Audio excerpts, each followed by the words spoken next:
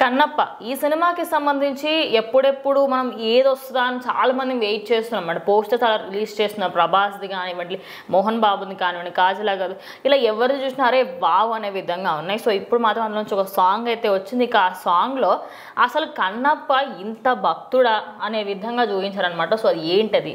So ఖచ్చితంగా ఒక విష్ణు గారి సినిమా కోసం యావత్ ఆంధ్ర ప్రజలు కాదు, ఇండియన్ మూవీ ఆడియన్స్ మొత్తం వెయిట్ చేస్తున్నారంటే మైండ్ బ్లోయింగ్ అని చెప్పచ్చు. ఎందుకంటే అసలు విష్ణు గారు ఎవరు, ఎక్కడి నుంచి ఆయన సినిమాలు ఇక్కడ మన మార్కెట్లో ఒక 30 కోట్లు 25 కోట్లు కలెక్ట్ చేయడం అనేది చాలా హైయెస్ట్ అనుకోవచ్చు.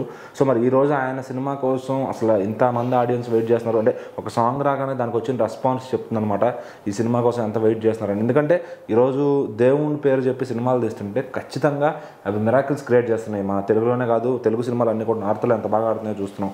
సో మరి కన్నప్ప అనే మూవీ అసలు కాన్సెప్ట్ అంతా కూడా శివుడు, మళ్ళీ అందులో అక్షయ్ కుమార్ గారు ఉన్నారు, సో ప్రభాస్ గారు ఉన్నారు, ఇంతమంది ఉండటం వల్ల సో ఈ సినిమా అసలు ఎక్కడికో వెళ్ళిపోతున్నాం అంటే ఫుల్ లెంత్ ఆఫ్ ఎక్కువ స్టార్ క్యాస్ట్ ఉండటం వల్ల ఈ సినిమా విష్ణు గారిదైనా అసలు ముందు ఇంత ఎలారా బాబు దీని మీద అనిపించే విధంగా రిజల్ట్ అయితే వస్తుందన్నమాట. టీజర్ అసలు 22 మిలియన్ వ్యూస్ ఏంటి, ఈ నిన్న సాంగ్ వచ్చింది.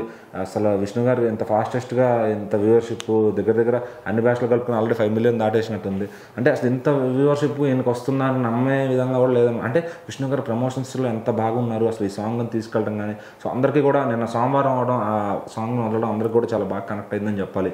సో మరి ఈ సాంగ్ వినడానికి కూడా చాలా బాగుంది, రెస్పాన్స్ కూడా చాలా అల్టిమేట్గా ఉందని చెప్పొచ్చు. అంటే విష్ణు గారి సినిమాకి కూడా ఒక బిగ్ రేంజ్ ఆఫ్ ఓపెనింగ్స్ వస్తాయి. ఖచ్చితంగా ఆయన కెరీర్ ఇంకా అయిపోలేదు అని చెప్పడానికి ఈ సినిమా చూపిస్తానికి తీస్తున్నట్టున్నారు. సో మరి ఏదేమైనా కానీ మరి ప్రభాస్ గారి పేరు మీదైనా, అటు మోహన్ లాల్ గారి పేరు మీదైనా, అటు అక్షయ్ కుమార్ గారి పేరు మీదైనా అన్నీ కలుపుకొని దగ్గర ఈ సినిమా అయితే 50 కోట్ల గ్రాస్ ఫస్ట్ డేనే వస్తుందంటంలో ఎటువంటి సందేహం అయితే లేదనమాట. సో మరి ఇంకా 100 దాకా కూడా వెళ్ళొచ్చు ప్రభాస్ గారి క్యారెక్టర్లు ఎంత ఉంటాయి కనుక.